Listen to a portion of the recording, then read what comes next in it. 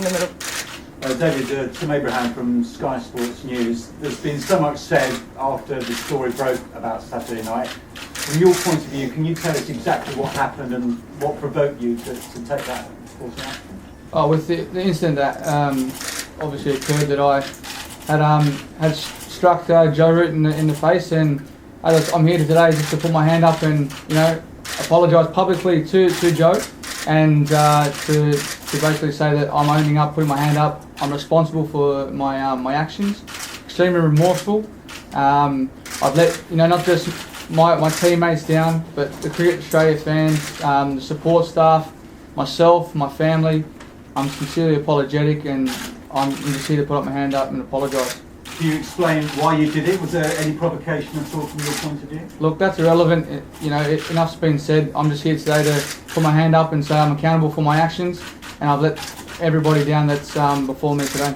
Just on the fine that you've had, and obviously no cricket until the start of the Ashes, what's your reaction to the punishment that you've had? The punishment that's been handed down by the Commissioner, I've accepted. Obviously, I'm not going to be playing cricket for a while at the moment, so it's up to me now to do everything I can, the little 1% things to help out the team to progress in this Champions Trophy, and then move on to have a great preparation leading into the Ashes. David, Stephen Brentley from The Independent. Had you had a drink on Saturday night when the incident took place? Yeah, I won't deny I hadn't had a couple of drinks, but as I said, there's no excuse for that. I did what I did, and it's totally obviously it's totally out of line. I'm extremely apologetic. Should not have happened. I've exchanged text messages with Joe. He accepted my apology, which I'm thoroughly grateful for, and it won't come to that circumstance again, because I've got to make the right decisions. In hindsight, looking back, I've done the wrong thing. I'm here to move on. Do you think you have a problem with drink at all, David? Definitely not. I don't think I have a drinking problem at all. It's just basically I've got to make the right decisions at the right time, and the other night wasn't a good time to go out and have a beer. We had lost the game. Even though we had a day off the next day, we still lost.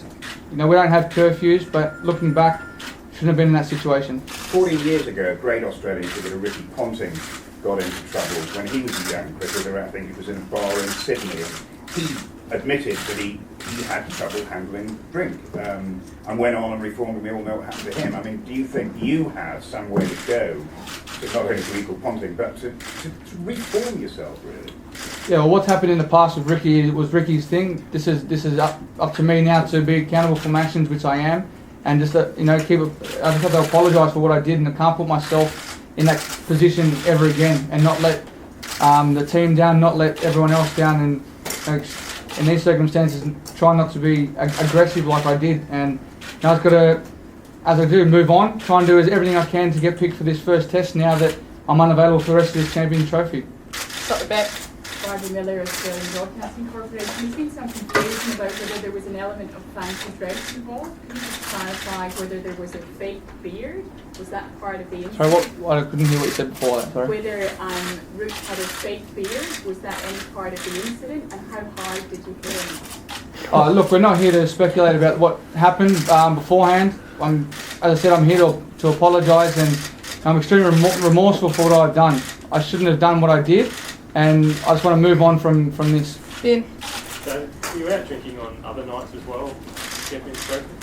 On Champions Trophy? We were out during, you stay in Birmingham, we were out other nights as well. I've had a couple of drinks in the bar, yes. Just in the front. Do you actually remember the night, or have you had so much to drink that you don't now easily remember it? No, I definitely remember the night. It started off with a few drinks in the bar, then as a team, as a collective, we moved on forward to the walkabout, and as the circumstances prevailed, that I made a mistake, and I put my hand up today to apologise for that mistake that I've had. Just in the middle. James Rayok from The Guardian. The bar manager was on TV the other day saying you recognise your face, you're a regular there. Is it kind of you went to that bar quite often with your teammates to walk about? I wouldn't say it was a regular occurrence. I had been there before, but it wasn't at those hours. That's the stuff. Yep. Hi, Sigrid Brown, 7 News. We were talking about Ricky Ponting earlier. Michael, do you still feel David is leadership material?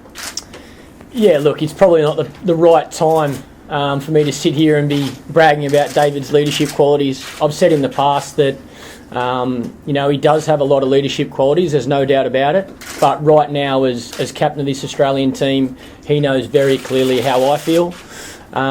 This behaviour is unacceptable as an Australian cricketer.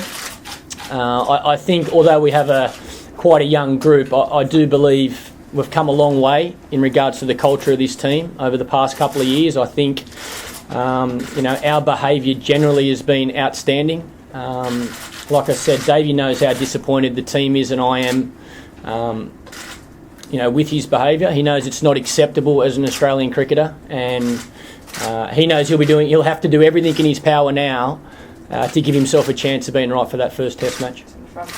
David, Chris Stocks from Metro. Do you feel fortunate still to be on this tour? Yeah, definitely. With what the punishment was handed down by the commissioner, as I said, I've accepted that. I'm grateful to still be on this tour. I've got no cricket in the next month, which I have to go back into the nets and start practicing and preparing as well as I can, and help as much as I can to help my teammates that I've let down progress in this tournament in any way I can and prepare for the Ashes. Do you feel you still have a part to play in this Ashes series?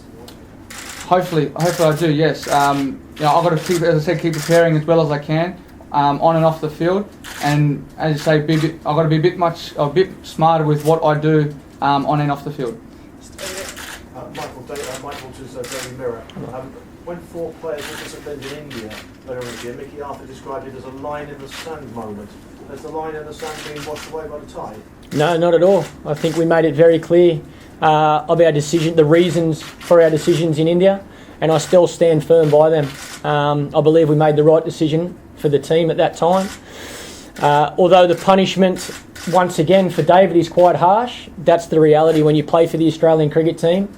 The culture that we're trying to create and set up here, you need to make sure you're doing the right things. This is not an IPL team, this is not state cricket, this is not county cricket. When you represent Australia, there are standards you have to uphold, and unfortunately on this occasion David knows and has acknowledged he hasn't upheld those standards, so he's been disciplined for that.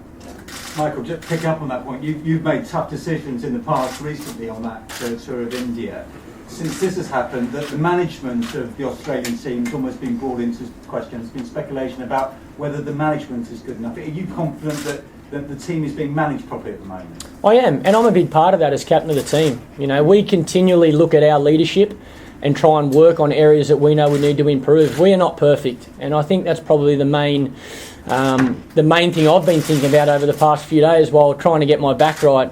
There's areas that we can all improve. And like I say, although we have a young team and we don't accept these standards, we also have to acknowledge that along the way there's going to be some ups and downs.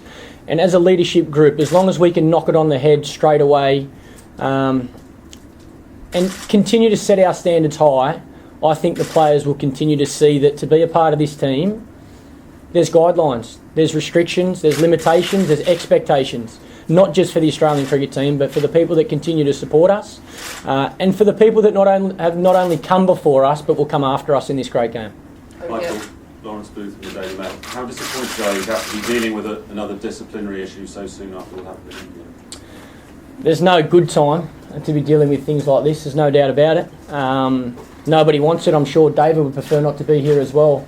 But this is part of what you do as the leadership in this team. And like I say, I think we're all looking at areas where we can improve. I respect the fact that David has put his hand up and wants to move forward, has apologised to Joe, has acknowledged that he's made a big mistake and he's going to suffer the consequences by not taking part in any more of the Champions Trophy. And his preparation is certainly restricted now for the Ashes, so he does deserve credit for putting his hand up.